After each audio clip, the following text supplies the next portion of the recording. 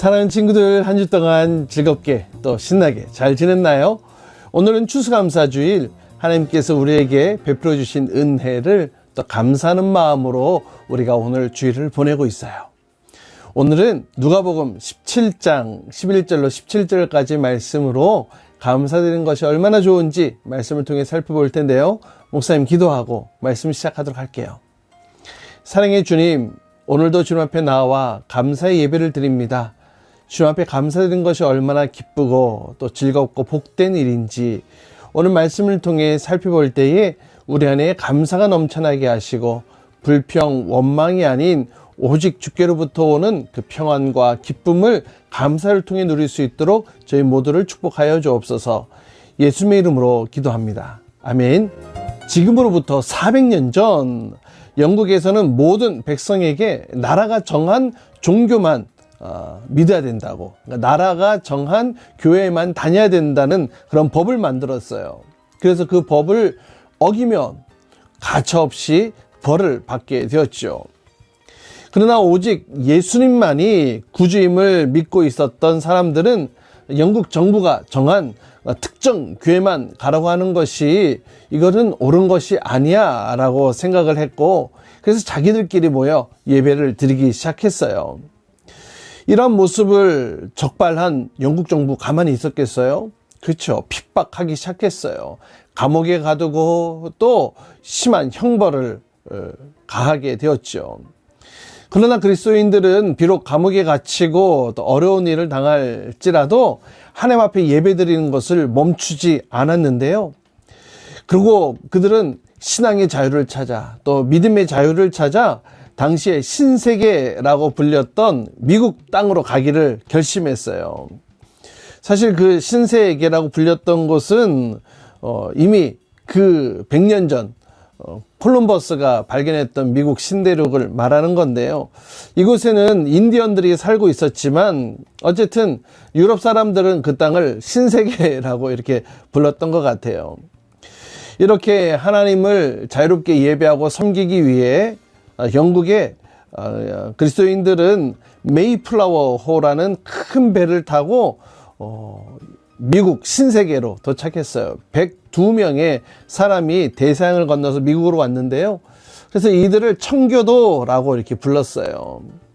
신대륙에 도착해서 어떻게 먹고 살아야 되잖아. 그래서 인디언들의 도움으로 물고기 거름을 만들어 또 언덕에 옥수수를 심고 또 첫 수확을 얻게 되어졌는데요. 하지만 이 배를 타고 오면서 오랜 바다 여행, 옛날엔 그 시대에는 비행기가 없었으니까는 몇 개월씩 걸려서 그렇게 바다 여행을 하면서 많은 사람들이 병들고 심지어는 죽기까지도 했어요. 또 새로운 땅에 도착했을 때는 알지도 못하는, 병명은 알지도 못하는 풍토병으로 또 여러 사람이 죽었고, 또 첫 번째 겨울을 지날 때에는 추운 날씨에 얼어 죽는 그런 일들까지도 발생했거든요. 거기다가 또 우호적인 인디언이 아니라 또 이게 비협조적인 인디언들의 습격과 공격을 통해 또 많은 사람들이, 그러니까 신앙의 자유를 찾기 위해서 새로운 곳에 갔지만 그곳에서 많은 사람들이 죽임을 당하고 어려움을 당하기도 했어요. 어쨌든 이런 많은 어려움을 겪으면서 102명으로 출발했던 청교도들은 이제 50명 남짓 남은 그런 상황이었던 것이죠. 절반 넘게 어려움을 당했었어요. 하지만 절망하지 않고 좋은 인디언들의 도움으로 심었던 옥수수가 첫 수확을 맺게 되어졌고, 청교도 생존자 약 50여 명과 인디언 90명을 초대해서 첫 번째로 큰 잔치를 벌였던 것이 첫 번째 추수감사절이었답니다. 이후에 미국은 조지 워싱턴 대통령이 추수감사절을 정식 절기로 그렇게 선포를 했고, 링컨 대통령 때에는 공휴일로 지정했다고 해요.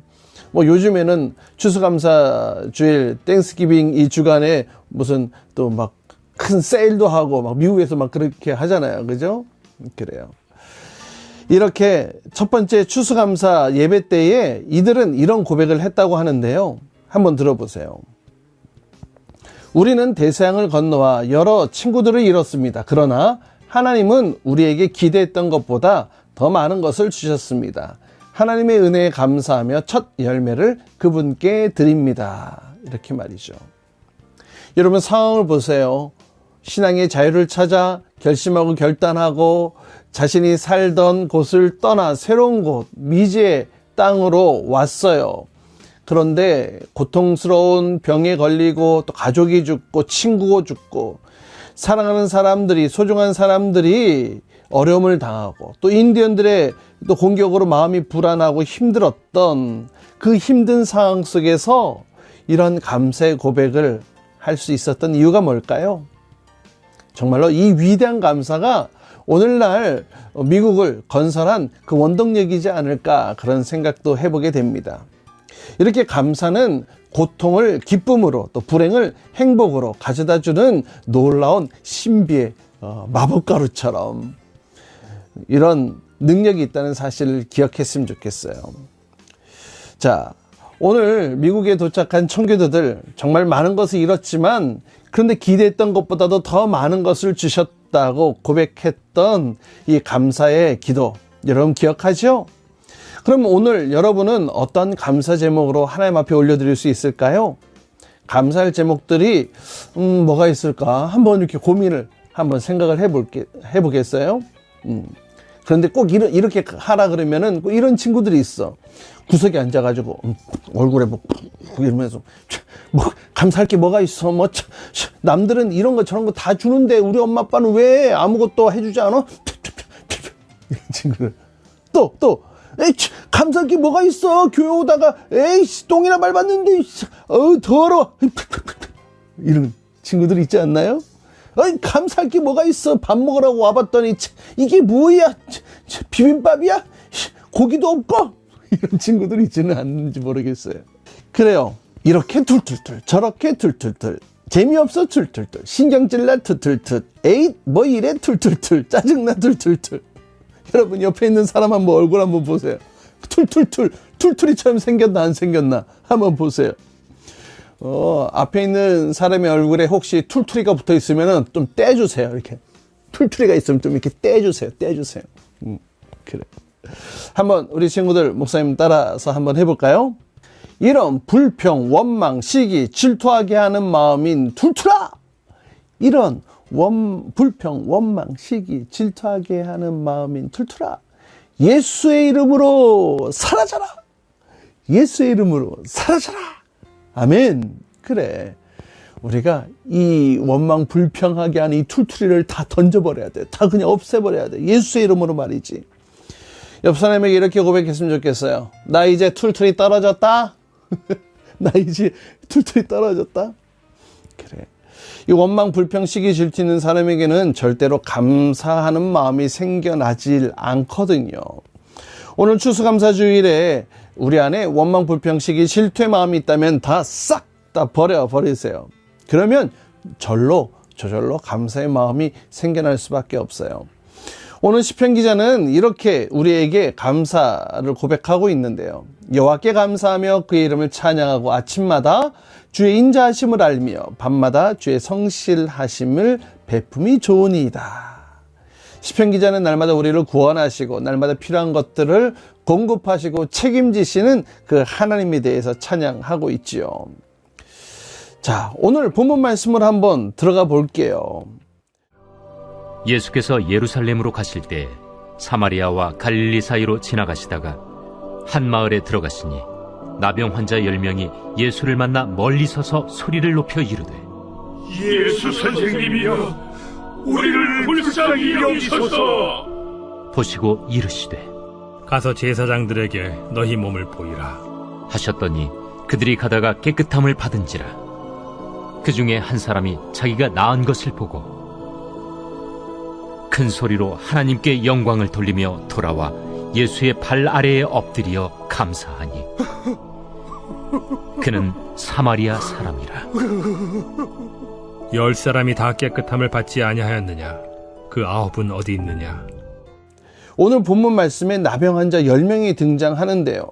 당시 이 나병 환자는 부정한 병이라 해서 사람들이 가까이 가질 않았잖아요. 그래서 격리시켰어요. 요즘 코로나 격리 당해봤어?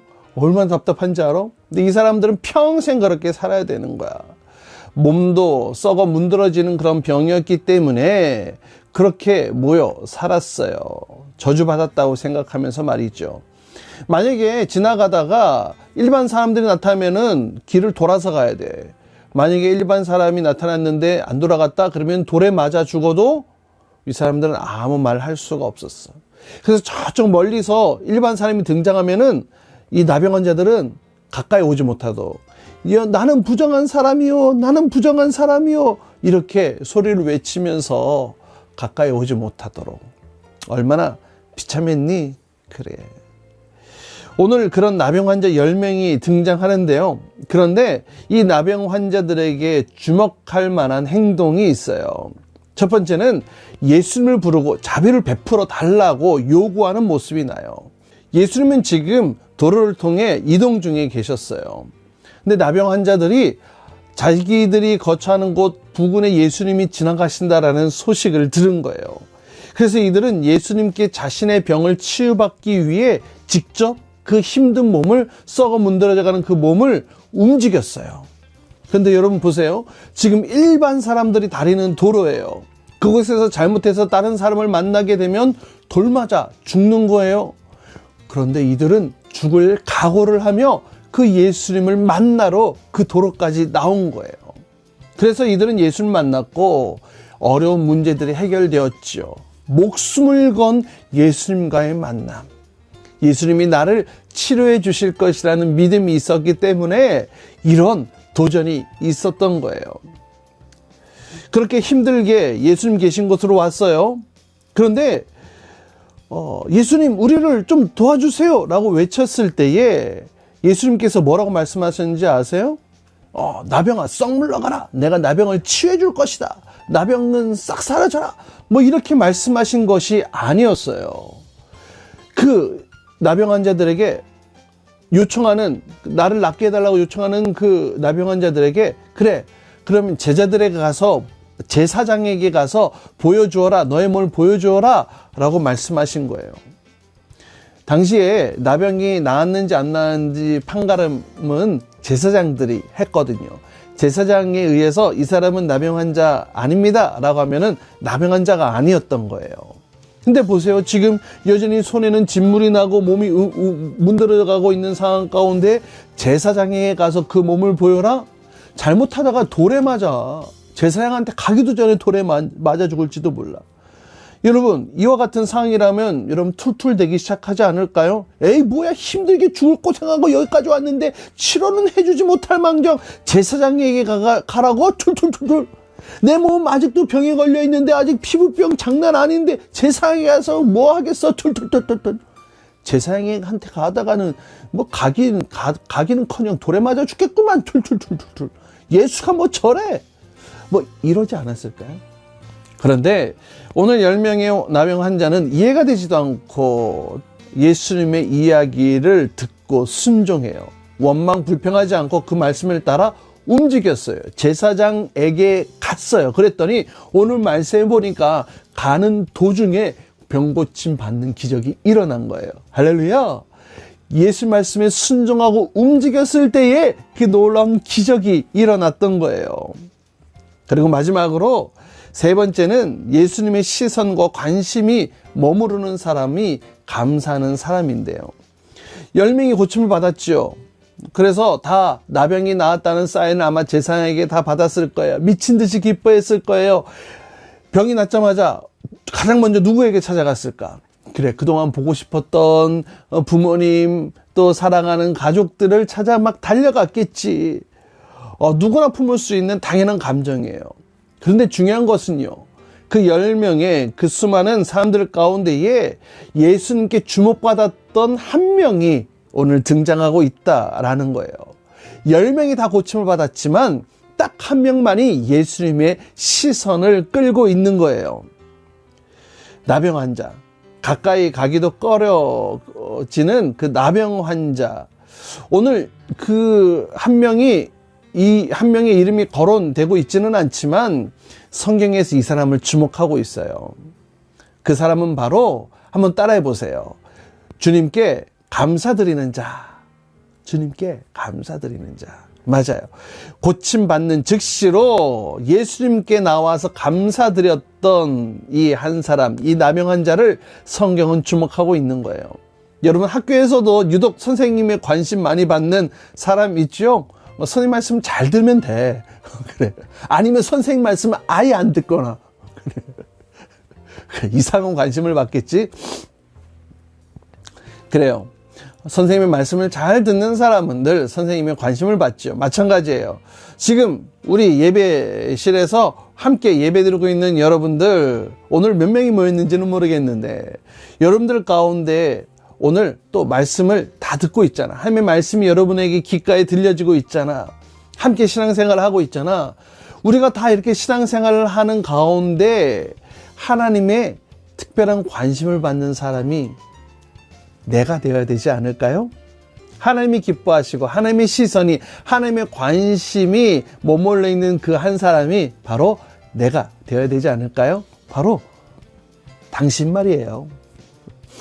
하나님의 시선과 관심이 머물러 있는 그 사람을 통해서 하나님은 일하고 또 하나님은 하나님의 역사를 나타내세요.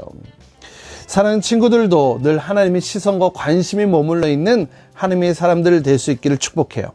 그러면 어떻게 할 때 이렇게 된다고요? 어떻게 할 때? 그래요. 감사할 때. 감사할 때. 즉시로 감사할 때. 나중에 감사 아니에요. 즉시로 감사할 때. 우리는 하나님의 관심이 머무르는 삶, 하나님의 시선이 머무르는 삶, 하나님이 주목하시는 복된 삶이 될 거라 확신해요.